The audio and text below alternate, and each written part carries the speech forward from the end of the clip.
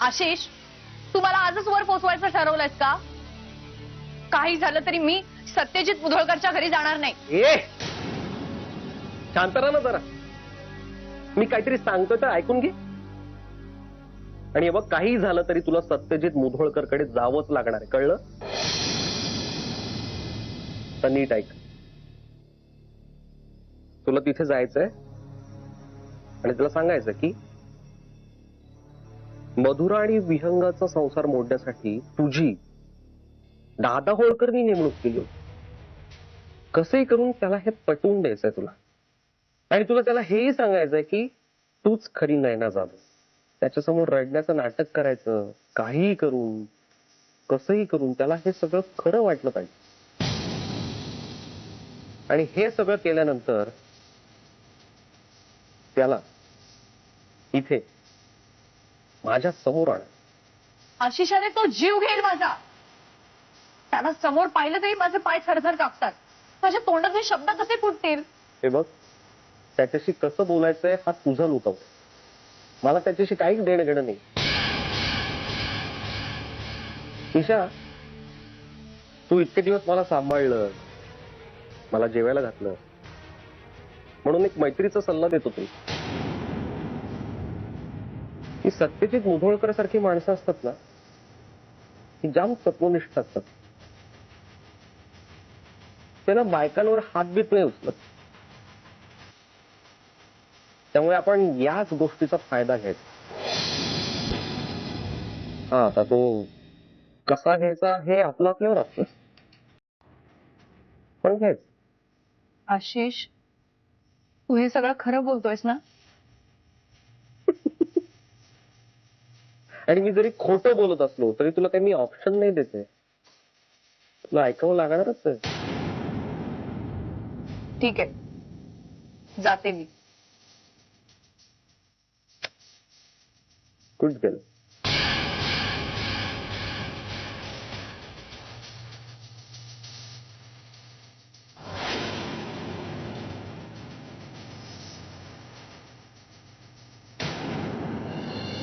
व्यंग घेशील ना सांभाळून 2-3 दिवस मी नसताना? हे काय विचारणं झालं का सत्यजित? मला माहितीये की पुढच्या काही दिवसात आपल्या महत्वाच्या मीटिंग्स लाईन्ड अप होत्या, पण मला जावं लागेल. डोंट वरी, मी आहे ना. मी घेईन सगळं सांभाळून. तू फक्त तुझी काळजी घे. व्यंग, आणखीन एक रिक्वेस्ट करू का? सॉरी, मग ती पूर्ण नाही होणार. राजे, हे रिक्वेस्ट सारखे शब्द तुमच्या तोंडी नाही शोभत. तुम्ही डायरेक्ट ऑर्डर द्या. बर, ऑर्डर करतो. मी इथे नसताना दिवसातनं किमान एकदा तरी घरी चक्कर टाकायची. हो, काळजी करू नकोस. मी रोज ऑफिसला जायच्या आधी घरी चक्कर मारत जाईन. तसं बाबा आहेतच म्हणा कोल्हापुरात, आणि सध्या ते कोल्हापुरातच शिफ्ट होण्याचा विचार करतायत. तुला कळलं की नाही? अरे वा, ती तर आनंदाची गोष्ट आहे. चला, म्हणजे आता आमच्या बाईसाहेब सकाळ, दुपार, संध्याकाळ तिकडेच असणार. आधीच आमच्या लग्नाला एवढे महिने उलटून सुद्धा बाबा असे, बाबा तसे, असं रोज चालू असं तिचं. आता ही ब्रेकिंग न्यूज कळाल्यावर तर काय बघायलाच नको. बरं ऐक, ती छाबरा ग्रुपची फाईल मी आपल्या टेबलच्या राईट हँड साईडच्या ड्रॉवर मध्ये ठेवतो. तुला लागली तर तिथनं घे. ओके? हो हो. तसं तू बाकी सगळं सांभाळशीलच म्हणा, आणि काही लागलंच तर मला फोन कर. Okay, bye bye. आणि हा, निघणारच कधी? मी हा काय अर्धा तासात निघतोय. ओके, सांभाळून जा, काळजी घे. हो, आणि मेन म्हणजे मधुराची काळजी घे. चल, बाय बाय.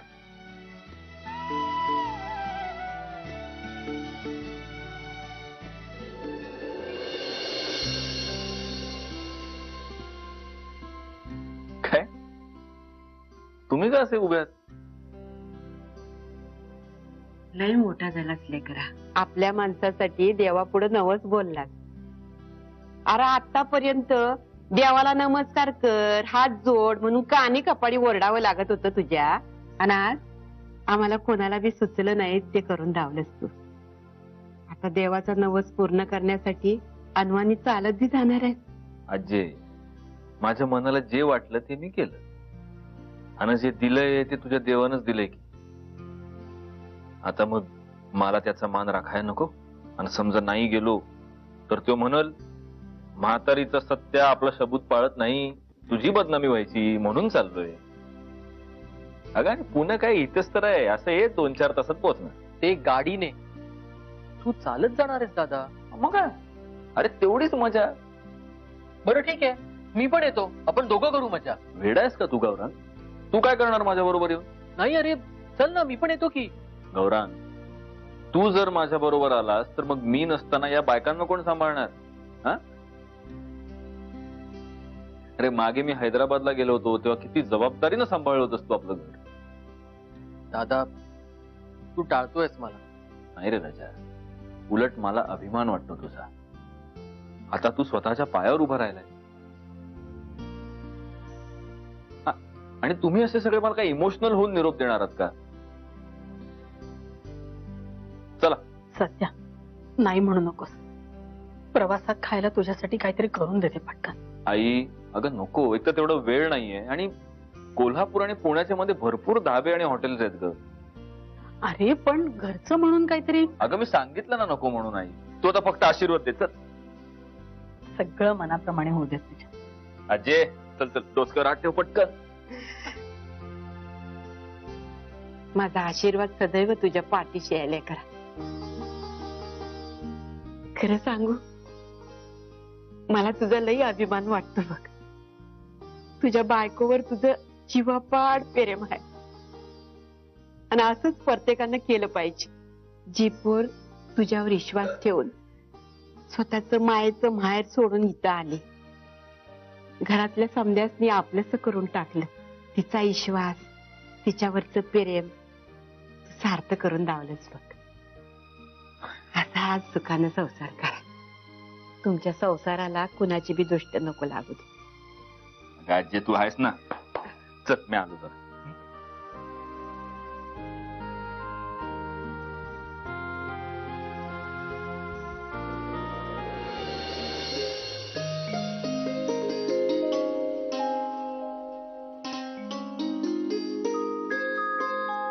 अहो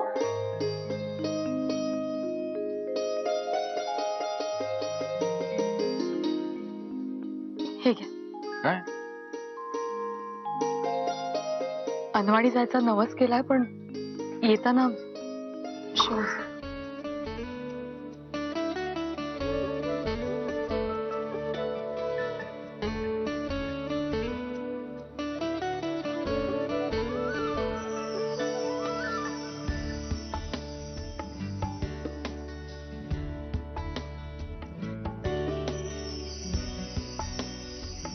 काळजी घे. हं?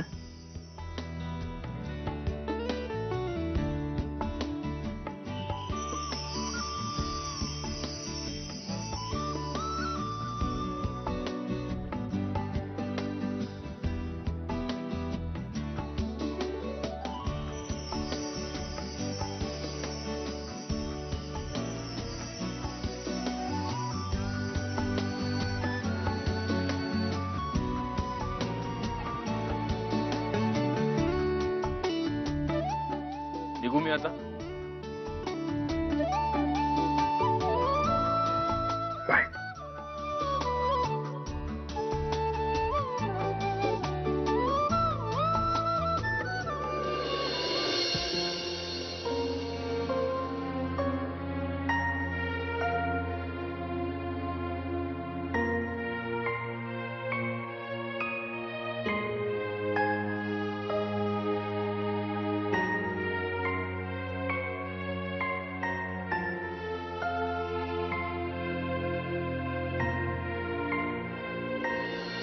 मधुरा,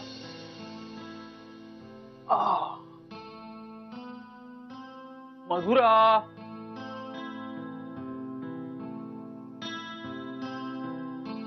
अगं पाणी आण ना. पाणी देते रे. आधी ऐक ना. आधी तू माझे पटकन जाऊन पाणी घेऊ. पाणी देते सांगितलं ना, पण आधी मला काहीतरी तुला सांगायचंय. मधुरा प्लीज, मी दमून भागून घरी आलोय. त्या पाण्याचे 2 घोट माझ्या घशात जाऊ देत, म्हणजे तुला जे काही सांगायचं ना ते मला ऐकण्याची ताकद येईल. तुला काय कौतुकच नाहीये तुझ्या बायकोचं. काय? आणते. कमाल आहे. नवरा काम करून दमून घरी येतो, अशा वेळी या बायकांना दिवसभराचा पाडा वाचून दाखवण्याची जी काही घाई झालेली असते ना, ती कमाल आहे. अरे पण तोच नवरा जेव्हा रात्री प्रेमाच्या 4 गोष्टी बोलण्यासाठी आतुर झालेला असतो तेव्हा मात्र यांच्या डोळ्यावर कुंभकर्णाची झोप असते. काय रे एकटाच कोणाशी बडबडतोयस? भूताशी. घे. हा आता ऐक ना, आता मी मला सांग, तुला वहिनींचा फोन आला होता? कारण सत्यजित दगडूशेठच्या गणपतीचं दर्शन घेण्यासाठी अनवाणी चालत गेलाय. जीजू एकटे? पण कशासाठी? अगं त्यांनी तसा नवस केला होता. वहिनी हॉस्पिटलमधनं सुखरूप परत आल्या ना तर तो अनवाणी चालत जाईल दर्शनासाठी म्हणून. त्यामुळे पुढचे अख्खे 2 दिवस मला ऑफिस एकट्याला हँडल करायचंय. काही महत्वाच्या मीटिंग्स आहेत पण मी त्या मॅनेज करीन. कसं आहे, काही 1-2 क्लायंट्स जे आहेत ना ते फक्त सत्य. मधुरा, मी तुझ्याशी बोलतोय आणि तू तिकडे कुठे बघतीयस? कधीची तुला सांगते मला तुझ्याशी बोलायचंय, मला तुझ्याशी बोलायचंय, तू माझं काय ऐकूनच घेत नाहीये. मी एवढं तुला सांगते मला बोलायचं तरी पण तूच बडबडतोय, मला काही बोलूच देत नाही. आणि मी तुझं एवढं ओके ऐकते तरी ओके पण तुम्हाला बोल आता मी आहे. आता ऐक हा, मध्ये मध्ये बोलू नकोस.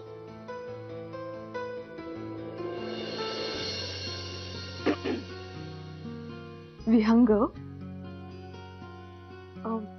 मला मला असं म्हणायचंय, हा. म्हणजे कसं आहे, म्हणजे मी कसं सांगू. कसंही सांग पण सांग लवकर. हो म्हणजे हे बघ, हा. म्हणजे आपली ना आता जबाबदारी वाढत चालली. ठीक आहे ना, मग त्यात काय एवढं. विहंग तुला कळत कसं नाही रे मला काय म्हणायचंय ते.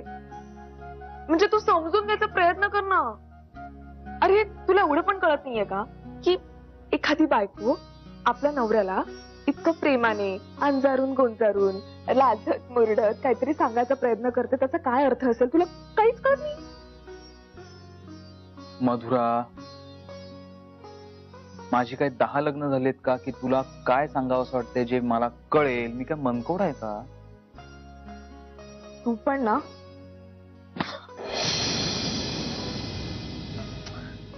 अरे मी म्हणजे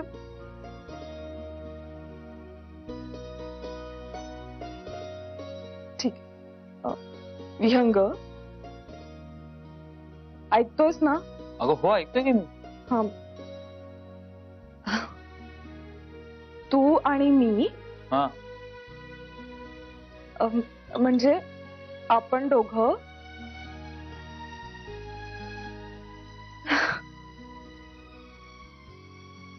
आपल्या दोघांमध्ये छोटा विहंग येणार आहे. एवढंच ना? एवढंच सांगायला किती वेळ घ्यावा एखाद्या बाईनी?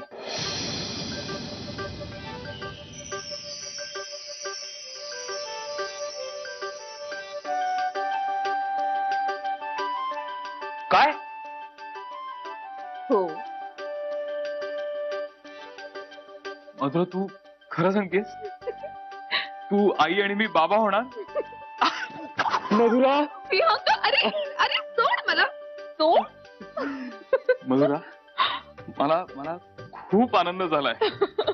तू आत्ताच्या तासात तुला काय हवंय मी तुझ्या समोर आणून हजर करेन. बरं मला सांग, तू ही बातमी बाबा आणि वहिनींना सांगितलीस? मला ही बातमी सगळ्यात आधी फक्त तुला सांगायची होती. बरं आलं तू ही बातमी कुणालाही नाही सांगितलीस. मी एक काम करतो, मी उद्या सकाळीच जातो आणि वहिनींना ही बातमी प्रत्यक्ष सांगतो. आणि हो, मला छोटा विहंग नकोय, छोटी छोटी मधुरा हवी आहे. मधुरा हवी आहे. मग पण जर का आपल्याला छोटी मधुरा झाली ना तर ती तुझ्यासारखी असेल. अर्थात ती माझ्यासारखीच असणार. कारण कसं आहे ना, 2-2 मधुरा सांभाळणं माझ्यासाठी खूप कठीण होऊन जाईल. विहंग बघ.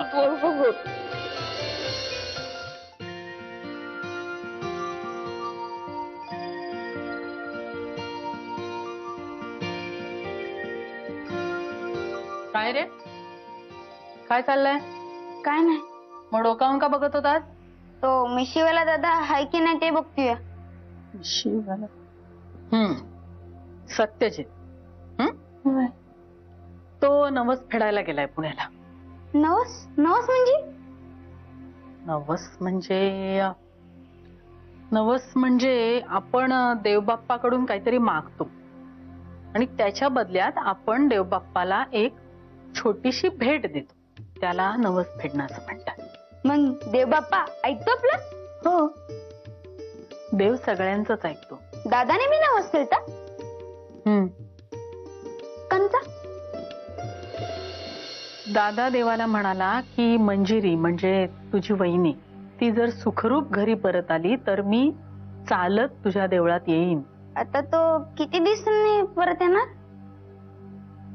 2-3 दिवसांनी येईल. का रे, मला दादाला बघितलं की लय भ्या वाटते. घाबरायला काय झालं? तो काही करत नाही तुला. उलट तू चुकीचं वागलास तरच तो चिडतो, हो की नाही? मग एक सांगू, काय? मैं बी वहिनीसाठी नवस बोलणार आहे. हो, कुठला? मैं बी बाळ येईपर्यंत चेंडू खेळणार नाही आणि पिक्चरही बघणार नाही. नको बाबा, ते नवस बिवस वगैरे प्रकरण सगळं मोठ्या माणसांसाठी राहू दे. लहान मुलांनी खूप खेळायचं असतं, बागडायचं असतं, लहान मुलांसारखंच वागायचं असतं. कळलं? वय आहे.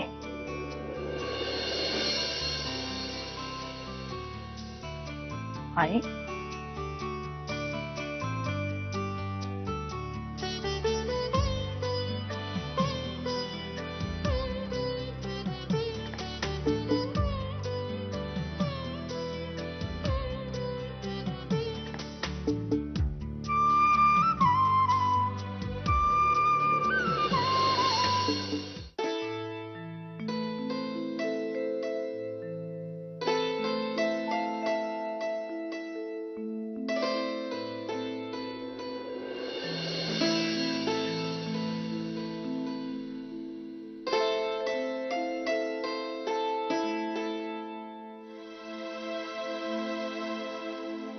अर्धा तास आहे अजून.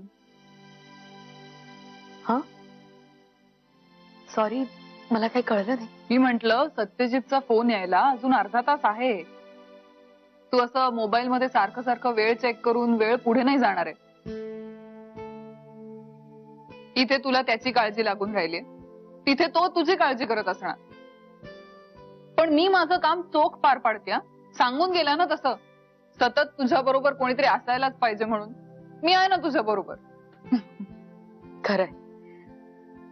उलट यांच्यानंतर तूच एक आहेस जिला माझी काळजी आहे. प्रिया, बघ ना ग, आतापर्यंत निदान एक तरी फोन करायला पाहिजे होता ना त्यांनी. आणि मलाही सांगितलंय सारखा सारखा फोन करू नकोस म्हणून. मला खूप काळजी लागून राहिलीये. कुठे पोचले असतील काही कळवत पण नाहीत ग. मला वाटतं एव्हाना कराड पर्यंत पोहोचला असेल तू, आणि तासातासाने फोन करणारे असं म्हणालाय ना. प्रिया, तुला एक सांगू, यांचं खूप प्रेम आहे ग माझ्या. पण कधी कधी या प्रेमाची सुद्धा खूप भीती वाटते. का कुणाच ठाऊक, पण गेल्या काही दिवसांपासून या प्रेग्नन्सी बद्दल खूप अभद्र विचार येतात माझ्या मनात.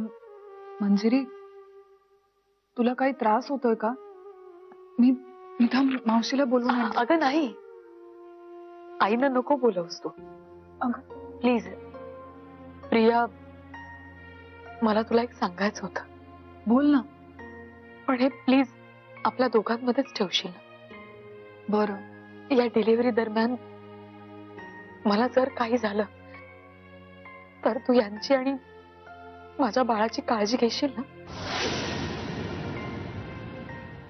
मंजिरी, असं अभद्र अजिबात बोलायचं नाही. काहीही वाईट होणार नाहीये आणि मला खात्री आहे तुझी डिलिव्हरी व्यवस्थित पार पडेल. हे असं पुन्हा बोललीस ना तर मी बोलणार नाहीये तुझ्याशी, लक्षात ठेव. अगं सॉरी, खरंच सॉरी. मी चुकून बोलले, पुन्हा नाही बोलणार असं. मनात सुद्धा असं काही आणायचं नाही. नाही, मी नाही विचार करणार असं पुन्हा.